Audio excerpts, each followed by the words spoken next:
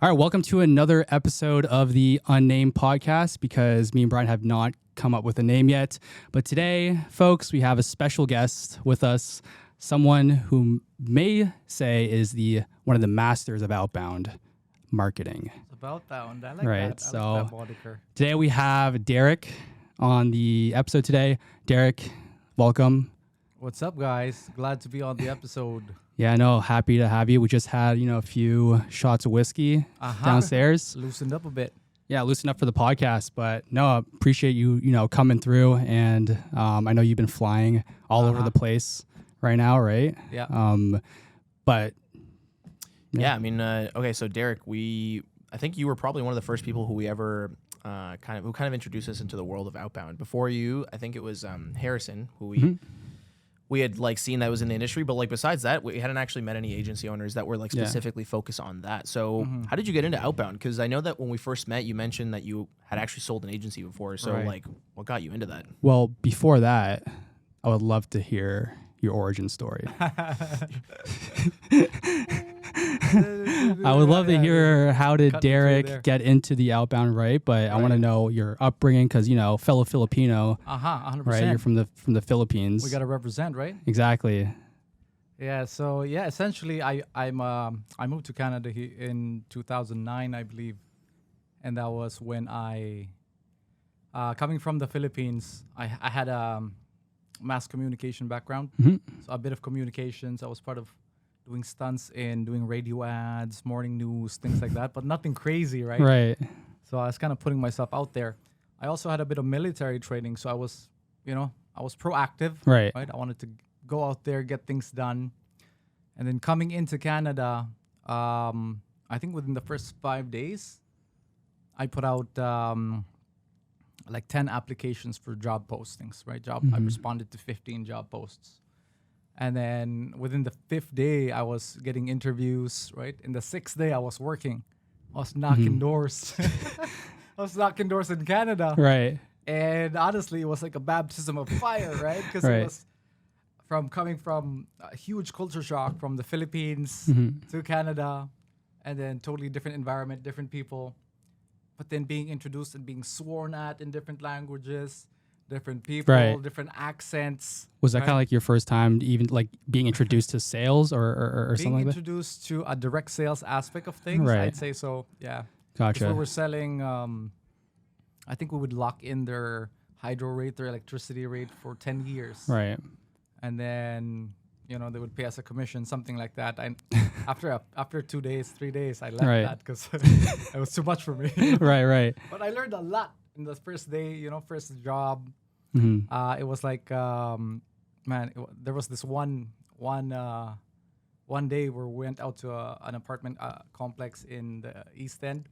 And then I was knocking the door, and then I smelled something funny, right, from the door. So I'm like, okay, this is something I've never smelled before. Right. And then the guy opens the door, and then it's this guy with long hair, half naked, with torn ripped jeans, right? And then just snorting, right? Like coming at me snorting. It's like, fresh meat. It was a shock. I was super shocked. And I did not know what to do. I ran across the hallway. I was knocking doors, who would let me in, right? End of the hallway. I knocked, and I'm like, you got a crazy neighbor. Let me in, right? So the couple lets me in. I find out they're an Ethiopian couple, immigrants too, a very strong Christian beliefs. And then they let me in. They were my first sale of the day of the business too. So I'm like, I got a sale. They fed me some food, gave me some water. I was thankful. It's such a contrast to being called fresh meat, right? Right. And how old were you at the time? I think I was 21. 21, you were doing door knocking. Years old, yes, 6 days in Canada. Right. Was there like a language barrier at all, like when you first came in? And I mean, not really, because in the Philippines, I grew up speaking English. It was my first language. Oh, right? really? Yeah, okay. it was. And it helped. It helped a lot. Because coming in, it was just, that's what we spoke at home, cousins, So going door to door was kind of your first experience with outbound? First outbound, 100%. No, 100%. Well, I also have some experiences where there's a funny story where I think I was in high school and we were, I was in an agricultural high school, right? And one of our projects was we would plant beans, and we would throughout the season we would nurture them, and then we'd sell them, right? Mm-hmm. But the teacher, there's a bit of a system there, right? So the teacher, he bought the seeds, he bought the fertilizers, and he's like, oh, now in harvest season, you guys get ready tomorrow because we're gonna collect and you're gonna submit it to me. And I'm like, Right. no, I ain't gonna submit these beans to happen, you know? I grew these beans, man. You know, I toiled for these beans, I sweat for these beans. And that's why I rallied up the crew, and I'm like, guys, let's go pick up them beans before tomorrow comes. We gotta go harvest the beans. Right. So the same night, we go in with the crew, we take the beans, we bag them up, and the same teachers that were his co-teachers, we started selling the beans. We're like, I went outbound. I'm like, hey, teacher, fresh bag of beans, you know, Right. fresh harvest beans. Pay Right. me tomorrow. Pay me on payday. We'll put you on a list. Right. Sold the beans. Wow. Sold out the beans, man. Next day, teacher comes in the farm, barely any beans, dude. Wow. So you've been like around like I guess sales for a while now, right? You just kind of weren't really thinking about it, but you were selling beans and you moved to Canada. You did some door knocking for about 3 days. Uh-huh. Right. And so, I mean, you said you quit after 3 days, It was right? a bit much. They wanted us to go out to like a county a half an hour away or an hour and a half away, and they wanted us to stay for 2-3 days and fund it ourselves. Right. And I was fresh, I was green, I was broke. Right. So I'm like, I can't fund this myself unless you guys can cover me. Right. I ain't coming knocking doors down that way, right? So Right. and they're like, no, you gotta fund it, you gotta make it back, this and that. I'm like, Wow. So nope. Peace, I'm out. you were only getting paid on commission? Straight up. Wow. I remember like my first kind of door knocking experience because I used to do window washing Right. for like a student company. Uh-huh. And yeah, my first time door knocking, it was brutal. Like I was just fumbling my words. I didn't know what to say. Uh-huh. The first door I knocked, I just completely butchered it. And then the person who was supposed to train me started laughing in front of like the prospect. And I'm like, oh, dude, this is brutal. But it teaches you something. It does teach you. It humbles you a Teaches lot. Something, Humbles you. I think everybody should at least attempt to serve the military and knock some doors. Right. A lot of people have that opinion that you should get introduced into door-to-door sales at least one time in your life, because I think it may be I actually amongst those jobs that I think you should do to kind of develop like some basic like life skills with it when it comes to like talking to people that you don't know is being a restaurant server. I feel like being a restaurant server for me was definitely like a turning point from just talking to people in high school and just like only talking to kids that I knew, and then like being able to communicate like, I don't know, like the whole process of serving the food to like adults, and like it just got you used to it. And a similar thing with door to door, although I think it's a lot scarier to go door to door. Yeah. But I noticed in like, let's say 2022, 2023, it became very popular for people to start agencies where they did outbound, but you were doing it way before. So you said you were going door to door when you were like 21. When did you get into marketing in general? Because when we see you as like a marketing expert, but like also you started, you know, in your early mid 20s. So like, how did that go? And Yeah, so pretty much I started dabbling into the online marketing space, I think, after I did my door-to-door stint. That didn't work. The next week after that, I got a job at a fast food, right? Stayed at the fast food for another 2 months. And then I picked up a gig at a call center agent, as a call center agent. Doing sales. So similar to you, is that there's that customer service aspect of it. Right. And I did that for 2.5 years, doing customer service and sales, selling cell phone contracts to the Americans. So I learned the geographies of the U.S. I learned what people from Texas sounded like, California sounded like, what their beliefs were, accent from the East Coast, West Coast, you know, like what they lean towards, what like they the way they talking behave about. too. Like Absolutely. the whole You gotta know your persona. market. Right. Those were the beginnings of my like market research, is that for years I was working those phones and knowing, you know, exactly how to talk to them, questions to ask, what to sell, how to identify the pain points. So it kind of started there, I'd say. Even before I got online, I started picking up these skills that translated into what I've now become, right? So after I did that, I decided, okay, maybe the commission sales phone role might not be the height of my Right, career, right, So I right. didn't see the full trajectory there. I then decided I want to go to school, right, In Canada? in Canada. I Right. didn't know this. I applied to Ottawa U, and they asked me to go back to the 10th grade math. How old were you? Yeah, I was. How old was I? Yeah, when you I think I was like 24, man, 23, Damn, 24, and I you're was our asked, age. "Hey, you gotta Right. get back grade 10 math, right? Finish that off." So I said, I think at this point, if I need 6 more years to get to the point where I'm hold on. even, All right, and we're back. Little technical difficulties with the lighting, but Derik, you were talking about you were trying to get into school U Ottawa, but they told you to go back to 10th grade math. grade math. So I said, I got no choice. I got to roll the dice. Oh, you right? went back to No, hell no, man. It's gonna be it's gonna be in high school. No, He's 24. I didn't do I don't know that. if this was part of the origin story. Like, No, I became a paralegal instead. Oh wow! I did. No I did, way. Yeah. I'm a certified Ontario paralegal. Oh wow! I took a compressed course for 18 months instead of 24 months. So did that, got the license, practiced with the immigration paralegal. But man, their work is just a different level of emotional commitment. Right. wow. It wasn't for me. How long were you doing that for? I went to school for 18 months while I was still working for Rogers part-time. And I worked for 3 months and I quit. Right. So then you're a paralegal, you're working, and then at what age were you like, okay, I'm really liking business. There's kind of like a common theme in my life of sales. Like, Yeah, because that's when I realized that I'm good at being social and happy and seeing that transformation in people. Right? So that's when I started to realize, okay, I should go back into what felt good, right? Right. So that's when I started looking up how do I start making money online while also looking for some part-time jobs, right?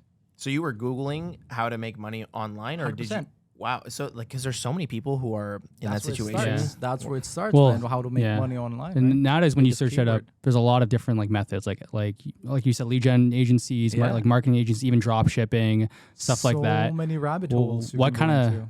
pinpointed you to pick like, oh, I want to do, this type of agency or this type of, Right. I guess, marketing company, right? So I eventually worked for Apple, and I was just learning about this. They taught me a lot about the customer journey, right?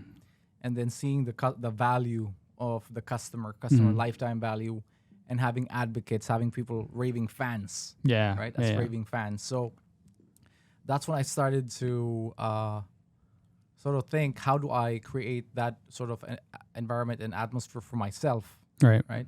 And then I was following some of these online gurus. I ended up in one of a few rabbit holes, but one of them, it's delivering services online, right? So that's through platforms like Odesk and Elance. This was the old Upwork. Right. Before Oh, Upwork. yeah. Before, yeah. It was Odesk Before and Fiverr Elance. and all that. Before Fiverr. Yeah. Elance? I literally have Elance. never heard of that. This is like 2010, 2011. Oh. They should have been Fiverr, but I guess they weren't. I think they merged. I'm not sure. Don't quote me Maybe on it, but they might have merged. Interesting. And then that's what created Upwork. Upwork, as we right, know right. it now. Oh. Yeah. Very interesting. Yeah, but I came across a program called Inbox Something by a guy from down in Florida, Wyatt Jazwowski. Like an email marketing one thing, or no? It was like how to get clients on Elance. Oh, How to okay. get freelance clients Right. on Elance. What right? year was this? 2010, you said? This was like 2012 at this Jeez. point, yeah. Right. 2012. I remember at this at this point there was a lot of buzz around like affiliate marketing. Uh-huh. Yeah, that was like the was Really? like the online make money thing, because I was in grade 9, grade 10, and I was like Googling like how do I make money online, and the biggest thing I found was Affiliate marketing. affiliate marketing. I Yeah. wouldn't know. I was 13 at the time. 13. Yeah. You guys are I think babies. Well, I was the first introduction to like making money online was drop shipping, because my friends wanted to do like the drop shipping thing, Right. like in high school, where they just order stuff in like Alibaba or like, I don't know what, I think it's AliExpress. AliExpress or something, and then Yeah. sell it off. But E-packet it. yeah, I did a stint like that. I went to Florida. right. I went to an e-commerce conference with Devin Zander. I eventually worked for the guy too, but I ended up networking with a few guys. A few guys are still running big e-commerce merchandise stores for big brands now. But I ended up helping run a fishing store. Right. We're selling fishing reels, fishing gear, through Facebook ads. So there's definitely a lot of avenues, and being able to dial in and know what feels good, because everything has. Can I swear here? Yeah. Everything has shit to deal with, right? You got to deal with shit in anything that you do. Right. So you got to figure out what shit are you willing to endure. What shit are you willing to take? Right. What shit are you willing to enjoy? Right. So there's gonna be bullshit every single day. Yeah, that's true. Especially in business, it's not. There's a lot of stuff that you have to be. 100%. Yeah, I lot of actually shit. think that a lot. Like there was I literally a couple days ago I was with some friends and we ran into a situation where it seemed like we were so completely out of luck, and then a miracle happened and we made it out. And they were like, "Oh my gosh, like that was like so cool. Like we had to solve that problem and we did it." And we were all so proud of it ourselves. But then I was like thinking to myself, like, man, in business, you just get thrown shit after shit. Like you get Over and curveballs over and over again. You just become desensitized to like problems and You learn having to to deal want with to them. eat it. Yeah. So then like, and then every once in a day. while, I'll think to myself like, how nice would it be to just like, I mean, in contrast, obviously the grass is always greener on the other side, and I do love business, but it's interesting to think there's some people who go to work and then like they leave work and the work stays there. Like when you work at, for example, like, in the government or something, or I don't know, you work a job where you like punch in and you punch out, the work stays there. But in business, it's not like that. So what But drove you to be able? That's why I like the agency model, because you find other people to throw that shit at. Right. Because the clients throw the shit at you, and then you throw the shit down to the Yeah, team. As long as everybody's As long as happy everyone's handling trained the and shit, everything. everything will Everyone's work juggling out. the shit. It's still gonna be in here. Honestly, that's it, right? Like, you just learn to deal with just a little bit delegate. of the shit, and then hand it off. Right. Most of that shit gets worked with another guy, and then, you know what I mean? Hand it off. Next thing you know, it's all back to the earth, and then Right. it's all growing plants again, leads and money, right? Right. But we That gotta makes work sense. that shit. But going back to, you said you got some sort of package from, what was the guy's name in 2012? Wyatt Jazzwowski. Okay. And what was that? What was Forget that? this guy's name. What was that package? Because it was a unique name. Anyways, he was how to get clients Yeah. on Odesk, right? Right. So main takeaway there is just consistency, really, because he just said the one biggest takeaway is that you gotta send at least 5 proposals a day. Wow. That's it, right? Because these Yeah. guys get this. It's like a Upwork, so you Right. got job board, right? So people that need work, put up a post. Need a social media graphic designer. Need article. Right. written, Right. Need SEO link building, this and that, right? So you pick and choose. He's like, you go in, you pick and choose what you think you're skilled in. If not, you can learn. He gave us like 3 or 4 skills to learn that we can deliver, right? And he's like, you gotta optimize your profile, make it look like you're a professional, because it's trust. They gotta trust you. Right. So you gotta look professional photo. You gotta have good reviews if possible. You gotta have a good about me section. Right. Well written. Write it out nicely. Here's a template. And then when you see this job post, you click reply. Here's a framework of how you can reply to it. Wow. Right. So it's just kind of just- step-by-step yeah. message framework. And he's like, send 5 a day. You send 5 a day. Like, right? Imagine I mean, nowadays it's like Now send it's- 1,000 a day. Like send 1,000 a day, send hundreds a day. 1,000 a month probably. Well, Or, this you is know what I also mean? a Like- direct marketplace yeah, of them yeah. looking for Right, workers looking for work. away. Right. So it was easier, Right. and it wasn't as saturated. And the course area now is just very saturated. You have to be very specific with what you're teaching now. I Right. find. Right. So you find that like that laser target. But back in the day, it was also very targeted what he was teaching. Right. Go to the platform, optimize your profile. Kind of the OG Outbound or something. 'cause, OG, like, man, like this is back in the day. It's never, because Outbound, I think, will never die at the end of the day. No, it's funny you say that because when we had Majid on the podcast, he was saying that there was a time where he wanted to become a public speaker and he wanted to charge all this money for public speaking, right? But then he worked on his he had seen that like other public speakers had beautiful websites and they had all this like kind of like fancy bells and whistles. Like they had like their offer was all mapped out, had some cool graphic design and stuff. And then I think it wasn't until he like found a mentor and the mentor was like, okay, where are the top 10 places that you want to speak? And Majid's like, okay, here are the top 10 places I want to speak. He's like, have you reached out to them ever? And he's like, oh, like it's actually a really good point. It's like, So I think a lot of people prepare themselves for the business and like they fix all the back end stuff and they make sure like they're ready to take on the business, but they don't actually like go out and offer the business. That's true. And All you need to do is get somebody in front of the offer. And how do you do that? Very basic way. You either knock on the door, get in front of that person, right? Or send them a cold email, call LinkedIn, cold DM. Yeah, that's whatever, right? That's why those painting companies and like the window cleaning companies that are for students are built on like they'll get you to, as a student, knock on hundreds of doors, because they know that you can go and generate, like, it's like, what is it, more guerrilla marketing or something? You can go and generate all these sales in one summer, having a brand new business by going door to door, because like you're going directly to someone and you're asking them straight to their face, here's what I've got to offer, like, is there any way I can help you? It's true. And then they've assessed that, let's say, there's a lifetime for the windows or the garage or the lawn, the driveway, and they know that there's a percentage of those houses in that neighborhood, 1 or 2% will convert. Just got to get in front of them with the offer, show them the broken garage, make the offer, right? So, yeah, I have a lot of friends still that still do the door-to-door and still crush it. working. Right. Crush It's it. like one of the 150K, 200,000 Right. a year, working 4 or 5 months. Gotcha. But like Outbound is like one of those things where I would say out of all kind of the lead gen channels is like it's the lowest hanging fruit. It's like it's anyone could do, like anyone to get your first client. I would always recommend someone to do Outbound because 100%. it's really costly. It's not like paid ads where you have to spend thousands of dollars or like content creation, targeting and stuff. Yeah, on targeting and all that, or like content creation where it takes a while. You can just send out like 1,000 DMs to someone, and then at least one of them will at least close, right? Yeah, or and reply it's back. also validation, right? Right. The good thing about Outbound is that you get to reach message to market match. This is where there's a resonance between what you're offering, how you're offering it right. to the market, because each segment of the market will have a different way of understanding your offer, right? So there's different pain points across different industries, but also segments within that industry, right? So there's decision makers, different levels. So you have to be able to find that. And if you're running paid advertising or you have money behind your campaigns when it's still not validated, then there's no conversion. Right. Versus if you're reaching out, you get in front of them and there's no barrier, right? You're getting raw feedback. Yeah. It's like right away, yeah. this is the industry. This is my value proposition. This is my golden apple, right? Do you want it? Yeah, does it work? Right? Is it golden enough for you? Are you hungry for an apple? Yeah, I'm like, am I talking to the right people? Do you guys want this? Right. So there's those factors, but then once you get that fit, that's like, these guys love purple apples, right? And they love it at this time of year. And they love it when it's like, oh, we only have 10 of these to give away. That's when they love buying these purple apples, right? Right. When they feel exclusive. The messaging is good.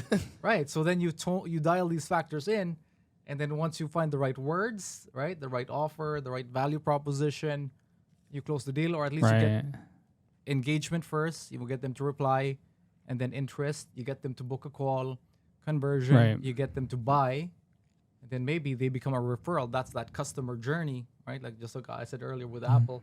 You got to be able to map it all out, right, and reverse engineer that from the back, from your end goal in mind, right? How do you make them raving fans, right? And then engineer each part of that journey, and it starts with finding out, does the message hit the market? Does it match, right? That makes sense. You were gonna say something? No, I was gonna say I mean, all the knowledge you have about Outbound, like, obviously you probably learned that throughout the whole years of you just running your own agency, right? Oh yeah, just through life, man. Right. Yeah, through life. Yeah, just talk Outbound. I think Outbound is like, I don't know, at this point I live Outbound, right? Right. It's almost like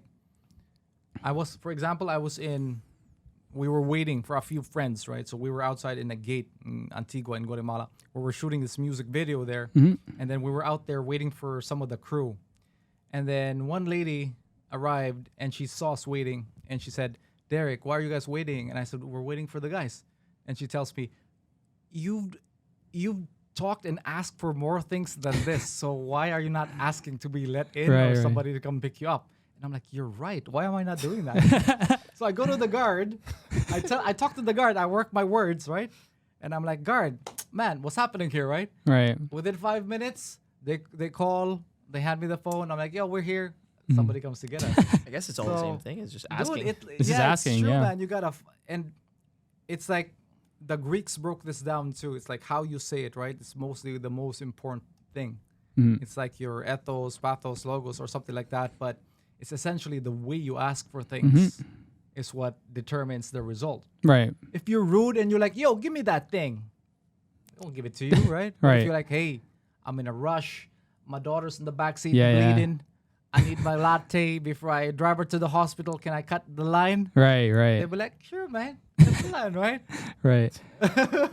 So like, how was your kind of first time running an agency, or how'd you get into like, what made you decide, you know what, I'm going to try and run my own first agency here? And, you know, It was really just, I think, evolution, right? Like you just evolve your mindset, because once I started getting a few clients with that program, yeah. started sending 5 proposals a day, got a few phone calls, fumbled on the first few phone calls, and then learned to, okay, how do I close a deal?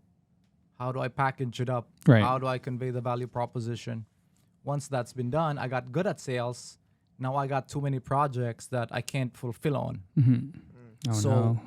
what I started doing is, in the program, it teaches you, okay, now that you got too much to deal with, hire someone, Right. right? So that's what I did. I learned to hire someone. And then I got my first freelancer, second freelancer, third freelancer. And I started growing that way. I started selling and project managing, quarterbacking the deals. I'd hand off the fulfillment to the teammates. How much were you charging? And was it a retainer, or was it just like a one-time thing? I think this was another lesson learned throughout the journey, because being my first agency, it was all over the place, right? Right. So I would charge for 5 blog posts for one client. I'd charge for 6 graphics for one other client. Right. It's all I'd over the charge place. for link building for another guy. So it ranges from $250 Right. to $1,000. 12 Right. different industries. Right. I had a bunch of people I was managing. I was very busy. Mm-hmm. I mean, the agency was making $10K a month, with maybe 50% margin. Right. so Right. Right. But your making time was like, $5,000, but I was working 50, 60 hours. And I Right. was like putting fires out here, there, project management software here. It was not fluid, right? It wasn't systemized. right. So- It wasn't structured properly. Exactly. So there were still those, right, for the first Right. agency. And how long were you doing that for? Where, you know, you didn't really have a system, and like, how'd you Honestly, improve I on was it? doing that, and then I got excited because when I saw the bank account starting to Grow. rack up some funds, I said, okay. I read that book, Tim Ferriss, 4-Hour Yeah, Work yeah. Week, right? I was like, okay, That's a I'm very dipping out. interesting book. And I'm like, I'm out of here, man. I hit up, flew to the Philippines. I went to the Philippines. Right. I quit my job. I'm like, I was even thinking when I quit my job at Apple, I was talking to my manager and I told her, I read Steve Jobs' autobiography and him going to India and traveling. I love working here and I love everything I've done here. But I think this is what Steve Jobs would have wanted me to do. Out of all the employees, they wanted Derik to. Steve Jobs would have wanted me to spread my wings. You know? Right. It was funny. Steve Jobs wanted me to make my own agency. Yeah. And I'm like, sorry guys, I'm dipping out. Mwah. You know, so I was out of there, but Right. Wow, so it was fun. you went from, okay, I like sales. This is something I can like endure my whole life. You know, Yeah, it's like one of yeah. those things like I can see myself doing this. And then you had too many, like you learned this kind of like philosophy of like asking, this whole outbound thing. And it takes many forms, you know, like you're asking for things when you're, like you said, you're on a vacation and stuff. And then you're asking for like things on door to door. And then now there's like the digital age is like you're asking for things on LinkedIn. But afterwards you found like you had too many sales. So then you start making the agency, and then you read the 4-Hour Work Week and you think I can do this not here. And you've left. And what was that like? So did the agency go up, or like, What do you guys think? I have no idea. If I've you always- left? I've Well, always when wanted I to left, go what do you guys think happened to the Well, was it agency? systemized yet or no? Well, with what information you have right now, Okay. what do you guys think? It probably collapsed. I was gonna Perhaps. say, I'm knowing the space of like trying to scale business, and you left the country and you tried to. I think it did well because it forced you to figure it out, to figure out Did like it? how you were supposed to. Well, who It was burned right? down to the ground. Did it then do well after? But how did it collapse? Like, what was kind of the first domino effect that was like, oh shit, like this shit's gonna go down? A few factors, because I was spread thin. Number one, I was already spread thin. Right. So having 50, 60-hour work weeks and then trying to squeeze in the lifestyle when you're trying to party and having, Jamaicans in the background getting drunk, and then you're trying to run an SEO report and doing a Skype call with a client. In the club. Does not work, man. Does not work, right? Right. So there's a few factors. So clients start dropping off. Churning. And then it's like, okay, MRR, 12K, 10K, 9K. In 4 months, I almost lost everything. I think I was lost with 3 clients. And I'm like, this is not sustainable. I got to get back situated. Right. Stabilize and, structure. So was it the location? I know what you're saying with like the living the lifestyle and trying to run the business. Some people seemingly, like when they're posting on Instagram and like they're growing their business, but they're posting so much that in your head as an entrepreneur, you're thinking, they were able to achieve it. They're living out, they're living the life, and they're running a bigger business than That's what I saw, think. right? So then you try it, or at least I have this fear of like, if we try it, the business will collapse too. So what happened? Did you come back and that fixed it, or? I came back, and then, because the question you ask yourself is, are you willing to go through all that same bullshit, right? To rebuild. Right? So I think it's important to take time off to decompress and it's like how you go to sleep at night with a problem and your brain comes up with solutions the next day, right? When something bad happens in your business, I think it's good to decompress, assess, see where the dust settles, assess what went well, what didn't go well, and then decide if you want to rebuild and restructure it to have a better version. Otherwise, if you're not ready for that commitment, don't even start. Right. So that's where I was at. I was just at a pause. I was thinking, okay, do I climb this mountain again? Because it's gonna be a tall one, a taller one than what I've done. And am I willing to do that? Right. Oh my gosh. Once it's actually, I've heard this so many times that it's better for you to not know. It's like, people say all the time, like, if I knew how hard it would be to like try whatever it is that the thing that they're doing in their life, I would have not done it. But naively, you don't know how hard it is, so you go through it. Yeah. But then afterwards, now you have the hindsight to be like, this is a lot of work. I know it comes with fires. I got to put them out. If I don't want to have to deal with fires all the time, I have to restructure everything, which is a whole new skill set. So, like, what did you do? Yeah, I mean, at that point, I lost I was dating a local girl here, and she was also part of the business, right? And then once we parted ways, the business sort of fell apart too. Right. And then I didn't know do I need a partner? What do I do? Right. So I started to kind of ask these questions, but I'm like, okay, I'll try to figure it out and still stay involved with working online. Right. So that's when I built my second agency. And I tried to learn from the mistakes from the first one. So I said, okay, instead of serving 9 industries, I'll serve 1. Niche down. So I went to the fitness coaching, health coaching industry. I'm like, okay, I'm passionate about health. Okay, my ex at that time was also like a health coach. Same offer? At this point, instead of relying on the platforms for jobs, right, that's when I started to actively do outbound. Oh, okay, I see. Facebook and Instagram DMs. Right. That's where I started. I made a Facebook group. I called it like the Health and Fitness Wellness Center. What year was Marketing this? Center. This was 2015. 2015. Still ahead of your time. Yeah, still early, man. I was hustling these groups, man. I'm like, did you learn like any of those skills from like your hours. past agency, or like, I mean, making Facebook groups, doing DMs on Instagram? Were you learning from someone else, or was it just all from? It's all self-taught, right? So you buy courses, you watch YouTube videos, you put it all together, right? You see what sticks, you take one thing that works, and you. For me, I see what builds traction, because at the end of the day, you learn some of these lessons, right?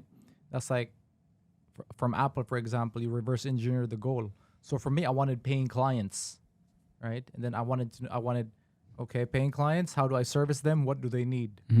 What segments, right? And then how do I serve them? Gotcha. How do I buy the service for lower and then be the middleman and charge a higher rate? That's the model before. That's the model I validated myself. That's what took me to the Philippines. I got to recreate that and see how I can do it again. Right. But now with one industry and one offer. So I was offering Facebook advertising, Oh, wow. social media management. But another lesson I found is that maybe your passion might not be the best Right. niche to go into. Because although I was a fitness enthusiast and all this, like I want to help the small business owner that just started out. There's one of my biggest realizations that there's a big gap between the starting entrepreneur and the tenured entrepreneur, right? If they're tenured already. Yeah, yeah. Because if they've already been in battle, so to speak, they've been in the trenches in battle, there's less bullshit to cut through. That's very true. Versus if you're working with somebody green out, fresh out of the boat, they're gonna be scared to make decisions. Yeah. slow Expect to make the world to. decisions. They pay the least amount. They expect the most fulfillment. Versus if somebody gives you a 10K budget, they're like, here, where do we start? Right. Right? Versus the other way. So I kind of learned that the hard way. hard Yeah. way too. Right. The second agency. The best clients are the most senior ones for sure. Like the ones I'd that are say most so, senior yeah.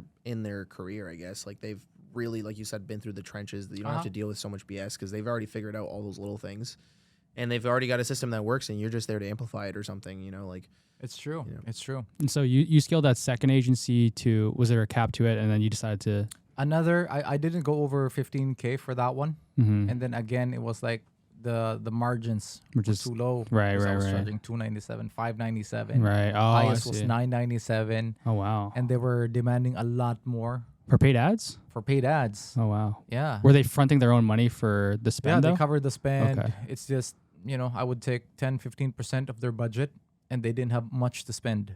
I see. Oh, I see what you mean. Yeah, so Did you get a my lowest performance? package was $297 if they spent $1,000 a month, and wow. most of them were on that package.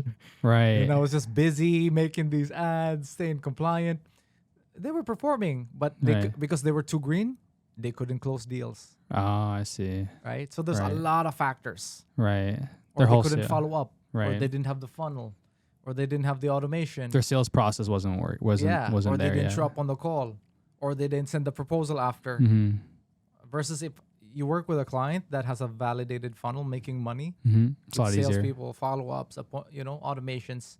I don't mind helping a client build that out if they show initiative, or of course if they front the cost, right?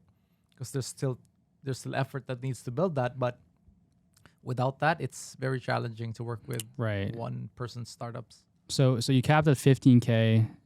So you had another, you started up another agency, right? Like a third one. So what kind of made you want to start a third one instead of pivoting that second agency?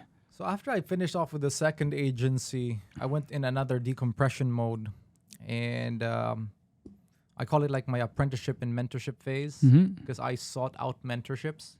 I'm like, this isn't working out the way I wanted to work out. Right. I'm not hitting my 30, 40, 50K months that I keep writing down on my journal.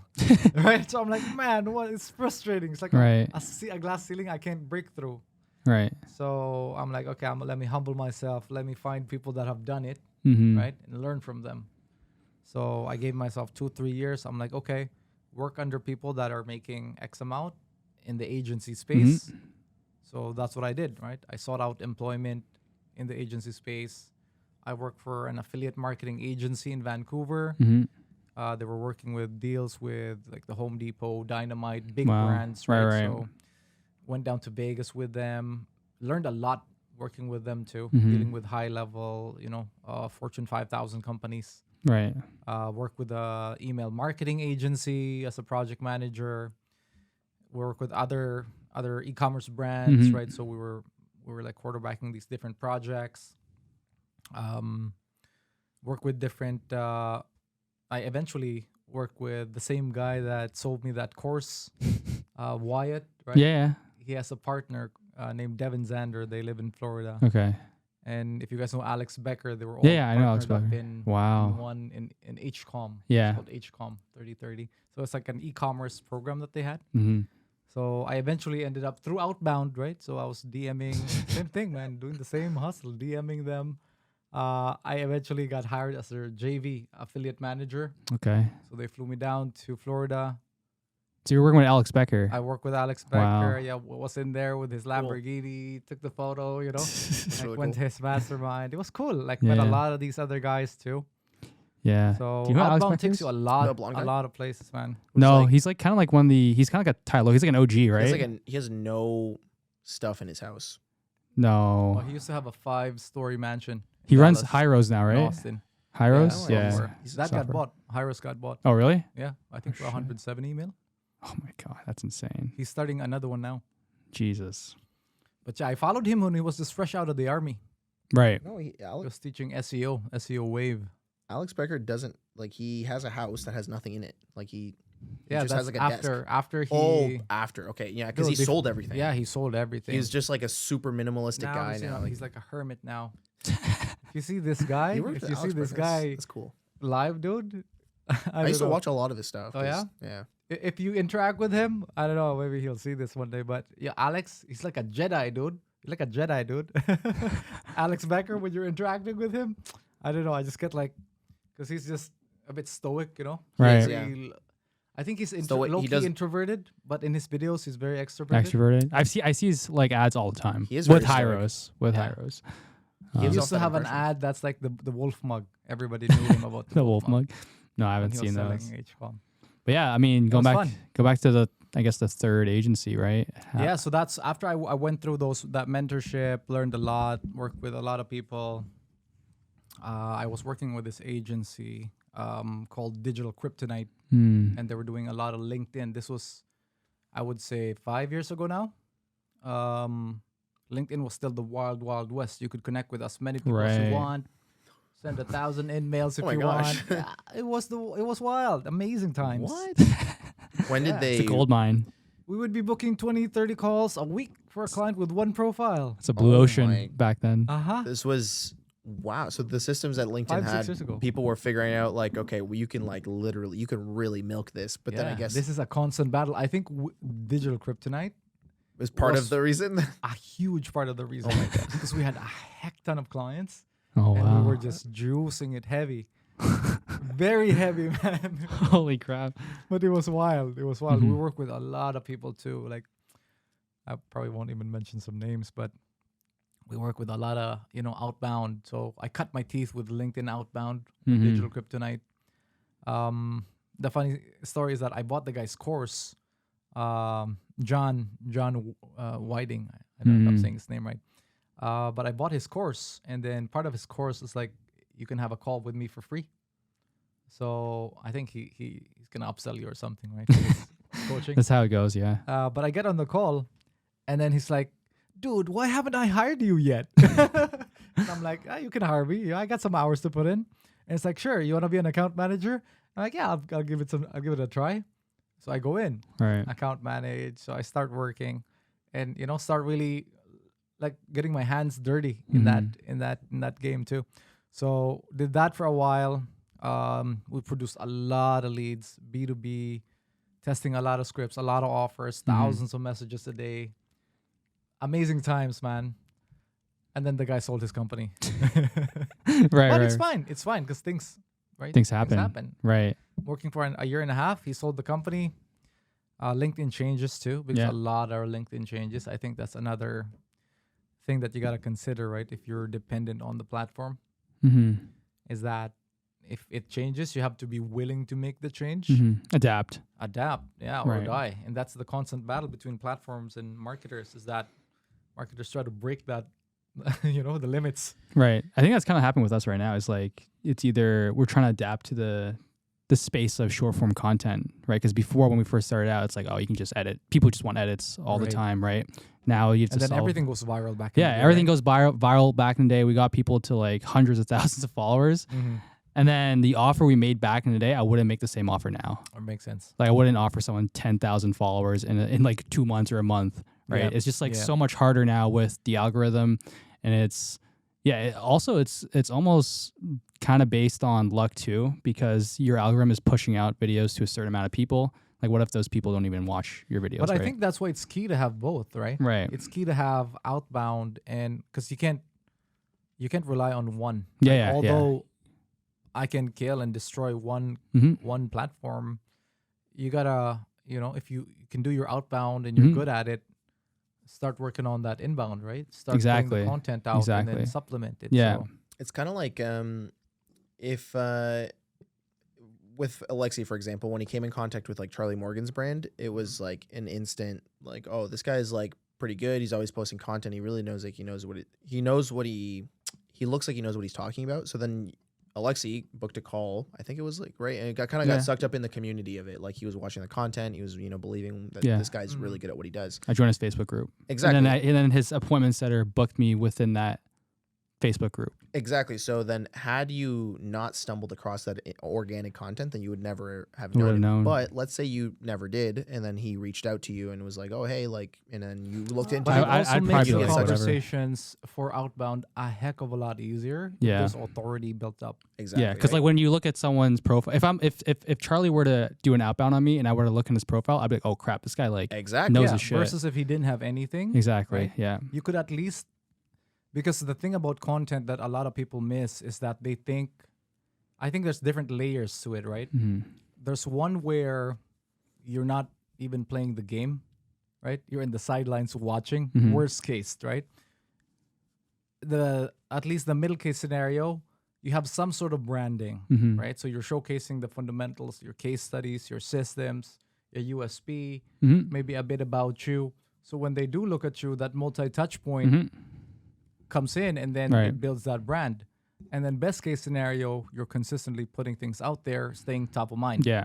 But having your base and pillar content, I think it's still key, and it's still better than just watching in the sidelines. Right. No, 100%. Yeah. So considering content and even the recommendations I have for clients when I work with them is that at least answer the FAQs, right? Yeah, yeah. At least just engage with the community. Exactly. Right? So because it's part of the buying process now is them looking you up on social. Yeah. And if they don't see that, your competition that does have that, they have the edge, right? Yeah. Especially nowadays where like the market is super saturated with a bunch of these lead gen companies, marketing agencies, right?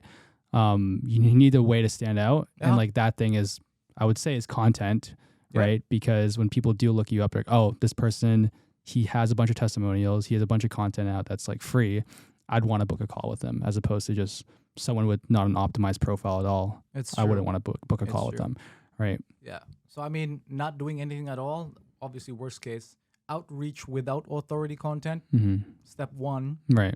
Step 2, outreach with authority content, right? Or step 3 or level 3. Yeah. That's when you have your consistent content, authority, and outreach. And then maybe you boost that with paid ads after the funnel's been validated. Right. Then you have a trifecta of initiatives that's pushing your brand out, right? Right. If you simplify it, it's essentially that. You can choose your platform, but building your authority and your brand, pick where your audience is. Pick one to start with. Second one is have an outreach method, right? Yeah. And if it works, then boost it up. And I think like having a well-established brand is probably the ultimate client acquisition channel because people are just coming to you. You know what I mean? It's not like you can turn off outbound, you can turn off paid ads, and then you can still have leads coming in because of the content you've put out that's there forever, right? Someone's eventually going to find you like, oh, this guy knows what he's talking about. I want to book a call with him. Yeah, you're planting seeds, right? Exactly. That's the SEO aspect of it all. Yeah, like a strong brand and all that. Like, I mean, you see things with like Apple, like they don't have to do any advertisement because people know their brand so much. They could sell anything to any, like they could literally release like a toothbrush, Apple toothbrush, and people would buy that shit because the branding is so strong. I think they still do some ads, but it's mainly for like just to say like we're here. Yeah. We got something new. Yeah. But like you already know that it's gonna be good. But like it's if they were to turn something off, like I don't know if they do paid ads, it's already established that even like someone like Alex Hormozy or some of these Grant Cardone or the Gary V's of the world, they just output so much content, right? And they don't really have to run paid ads or whatever. It's true. Yeah. It's like I mean, if the algorithm's pushing traffic, why not, right? Like if they have a big following already. Why not take advantage and but starting out, obviously you need to kickstart it. Exactly. Right? You need to put a bit of gas in that fire to get it going. So then you have this point in your life where like you're trying to scale this new outreach agency. What's the most that you were able to achieve with that? And then like, where are you at now? Like in terms of like where are you? Because last we spoke, I think you were doing the outbound. And now you're doing, you're still doing outbound. So like, has the niche changed at all within like the, within your clients or something, or like what's what's new now? So after the guy sold his agency, me and another guy started the agency that I just exited and sold. So in about 2.5 years, we built that up to just under 7 figures in collected. Wow. Yeah. And then that was 60, around 58% net margins on that one. So that was a good ride. We have an NDA for the deal details, so can't really totally. break that. But after that, I just took a mini vacation, right? Traveled around, went to Greece, Mexico, Turkey. But with all the AI that's happening, all of these changes in automation outbound, I kind of got wrangled back in, right? Right. So now it's mainly, I think, from my decompression and then again iterating on what's to come. There's still a few factors that could be taken advantage of, right? So there's still now more than ever after COVID and the remote work situation, there's a lot more talent available. And then there's also a lot more people needing that talent because a lot of work has shifted online. So I think there's an opportunity to still present the outbound solution to different brands, right? For sure. And instead of me doing it at this point, I think the next goal is to build a platform or a marketplace where, it can happen organically. People can come in, get trained on the most updated strategies, how they can put together a campaign, and then how do they then either find clients for themselves or service clients.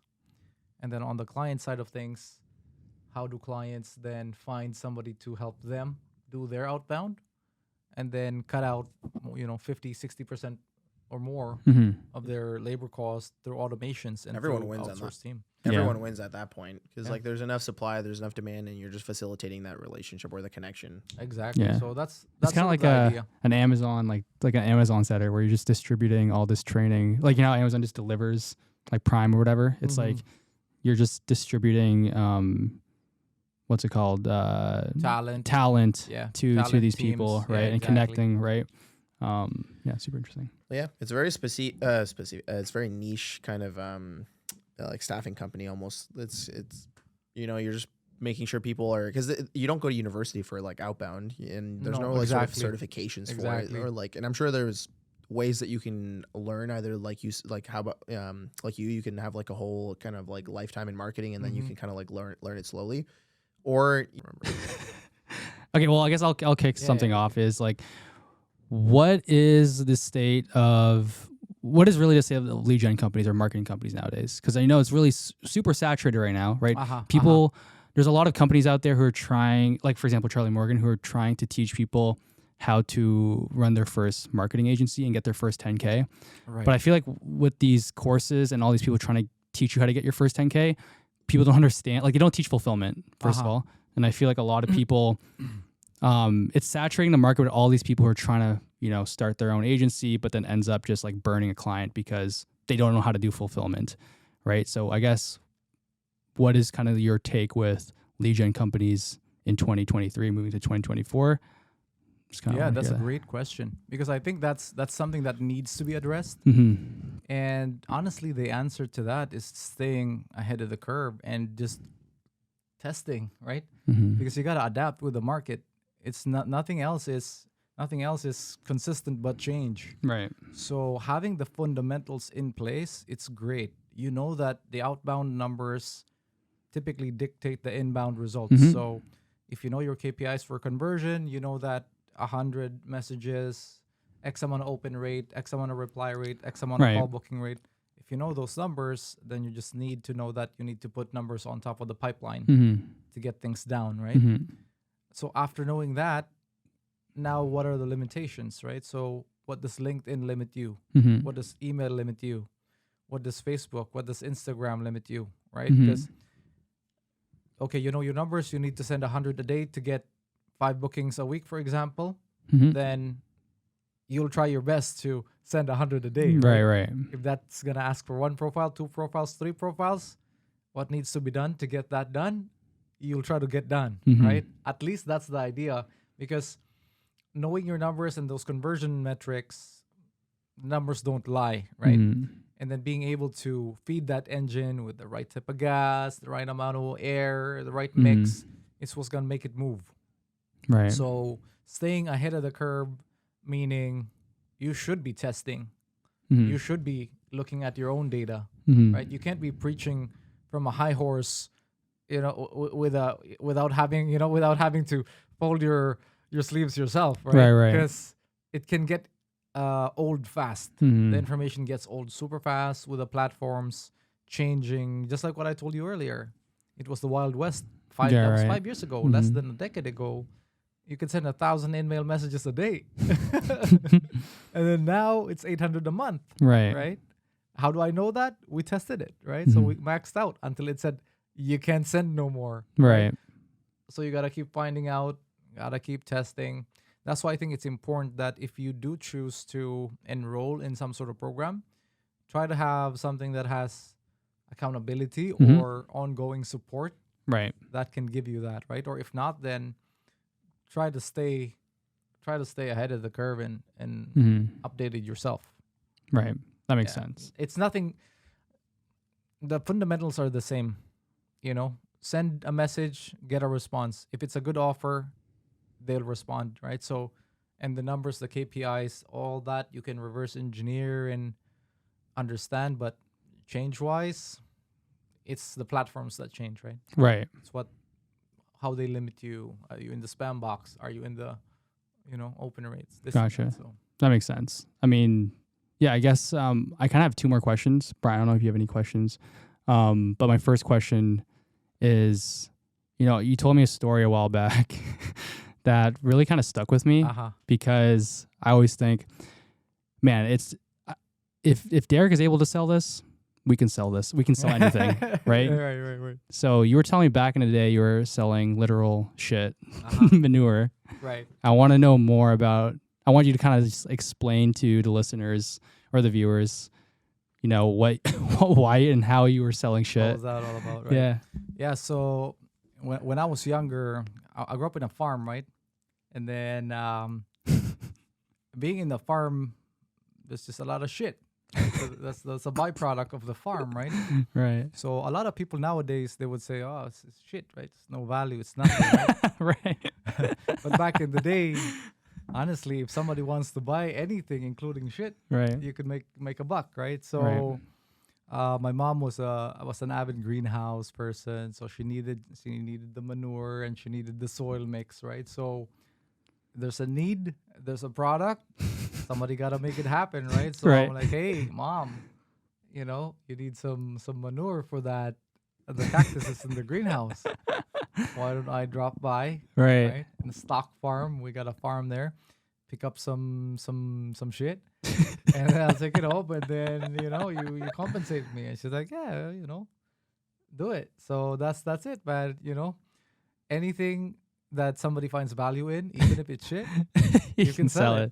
Right. That's so funny. Yeah, that story really just kind of stuck with me because I thought it was like, for one, super funny, and two, it just puts into perspective like the mindset of if he could sell this, I could sell like our product, right? I mean, because the lessons that is a lesson, right, from that story, but you also have to sort of analyze like what made me able to sell the shit. Yeah, right? because someone saw value in it. Exactly. Right. Somebody saw value in it.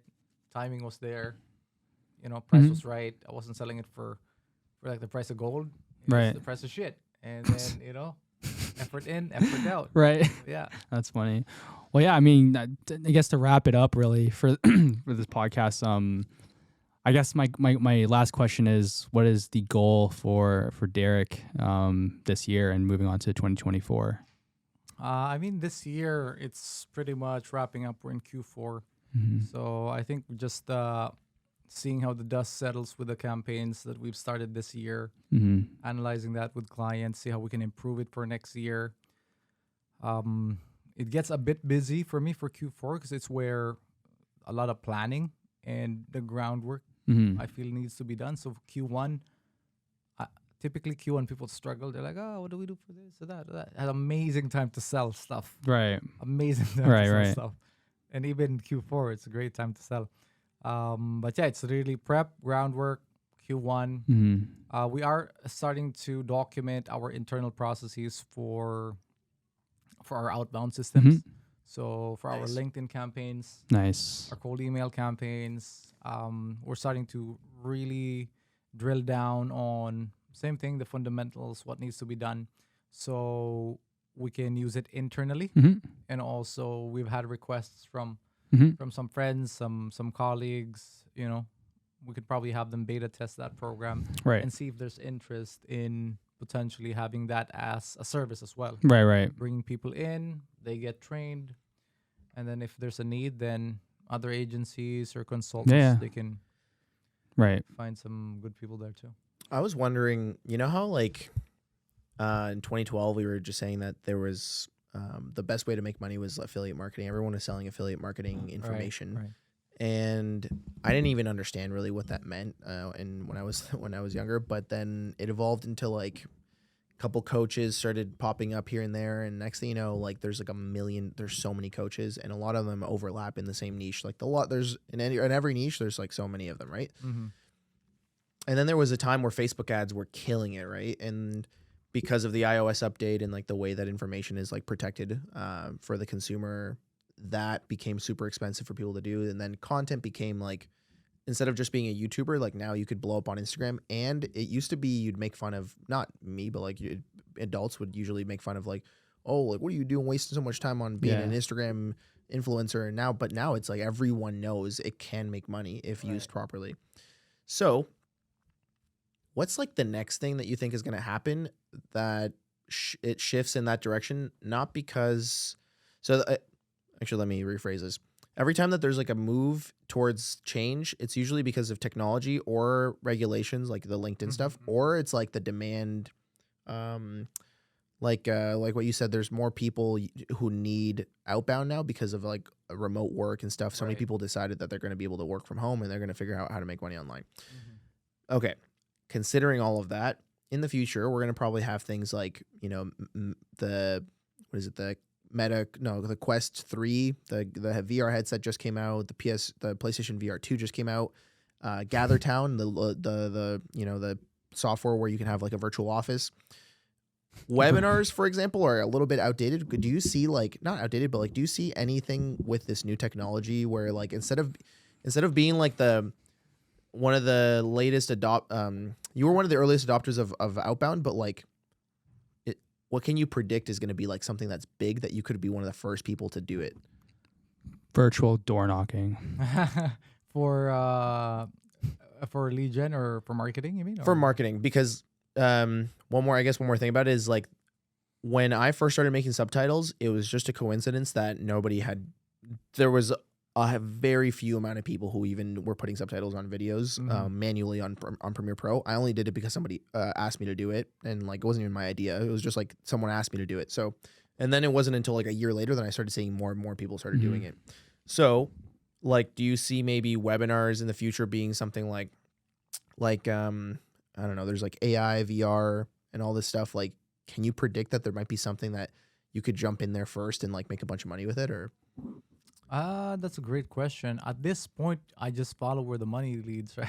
Right, exactly. That's what so bad. That's what we've all been doing, though. But Makes sense. It's we gotta feed, we gotta break bread, right? So we saw that Outbound was doing well for you, so we're like, okay, we got to learn about Outbound. But I'm saying, like, do you see there being something in the future where you're like, holy crap, like, you know what, like, I see the stars aligning for this one marketing thing in the future. Why instead of placing, for example, instead of placing video editors, like how we're gonna do, what about placing like prompt engineers or something? Like, I don't know, setting up like the AI ecosystem for coaches. You know what I mean? What if someone came in and was like, I will AI your entire business, but only focus on coaches, and like they set up all the systems for you to make content, set up webinars, do the outbound, everything is AI. That's like you know what I mean? So yeah, I think there's definitely opportunity for that. It will still take time, and eventually I think there will be niche solutions focused on those subsegments of the industries, right? Or even the industries first, subsegments. just like how we saw software come in, and then there's a huge software bubble where there was a software to send email, right, and then software to send outbound email, Right. and then now newsletter emails, Mm-hmm. then there's landing pages, websites, there's split testing on landing page. So there's this new it's like new ground, right? New opportunity. It's a new era. New era of opportunity in the AI space, where in the last few months I was looking at these AI platforms like Cactus AI or the legal book AI, where it's platforms. That one's pretty cool. Yeah. And then it's large language modules, right? So customized LLMs housing custom data with custom outputs. Mm-hmm. So thinking about that, I'm not very technically in that space, but I am working with different experts, talking with them, and just being informed about the space. Again, trying to stay ahead of the curve and seeing opportunities, having discussions. But how does the changes in opportunities in AI affect existing processes and problems? It's gotta be that. It can't be, you can't invent a problem you're gonna solve. Right. You gotta solve something that's already A being, problem. Yeah. that people are paying for, right? Yeah. So That's in the an innovation in that industry, space. exactly, that's where I see it's gonna slowly seep into. So the smart ones will find a niche, will find a specific problem to solve. And I saw an underwriter software, for example, it's $25,000 a year for the license. For what? Yeah, for an underwriting software does for that that's mean? validating multi-unit residential deals. And that's all it does. You enter 3 pieces of document, you pick a model for analysis. I think it's 21 models, and it gives you projections collected from the 3 pieces of information documents you put in. And then it just gives you 21 analysis models that you can use for considering if the deal is good or bad. But it saves you 3 weeks of time of deal analysis, and then takes out the human error, Right. component, and then you're processing instead of like 3 deals a month, you're processing 6 deals a month. They drop 25 grand. If it's making you 50 grand a deal, Right. you double up your deal value, then you'll so there's a lot of opportunity there, I believe. And it's something that, with the changes, with staying updated, it's something that I'd also want to make sure that's included, right, in what we consider in how we service clients. How do these AI integrations tools, can we create these tools, right? Is there an opportunity there? So Did you see the one tool where you can? Okay, yeah, you've obviously seen GatherTown before. It's this is other tool that looks just like GatherTown. Just crazy. But you can basically, like, let's say hire. I'm gonna hire 3 engineers. So you name like Steve, David, and Kelly, 3 engineers, and then you could have like your marketing department, and you can have a CFO, and they're all little like avatars that are AI powered. They're not real people, and they will communicate to them amongst themselves, similar to Agent GPT, which you'll give an instruction. Right. But then after the instruction, there has to be, like, before it just starts researching, there has to lay out like first I'm going to Google these 3 things. Then I'm going to I'm going to look for this information. And then I'm going to, if I do find this information, then I'm going to like do this, whatever. This office, basically you could tell it, hey, I'd like to start an app that does X thing. And between themselves, they'll talk and they'll bounce ideas back and forth until they'll kind of like invent use cases for it. And then they'll be like, okay, but if we try it this way, we might run into a problem with like this. What do you think? And then they'll troubleshoot, they'll build it, and then they'll test it to see if the code breaks. And then if it breaks, they'll try it again, and then they're working 24/7 on the project that you set the. And then if you can connect it with, I'm not sure if you can like connect it with like QuickBooks or something, but like there's a CFO in there, and like they're making your content strategy, and like the days go by, and they're always staying up to date with like working. They're working for you 24/7 basically. You know what I mean? It makes sense. I think that's why it's going to be very key to stay on the human marketing side of things, right? Because that's what can't be replaced by code. We can build and bring products to market super fast, validate and test like that. But how do you get the masses to adopt and try and buy, right? So our job as marketers, outbound content marketing, that's our edge.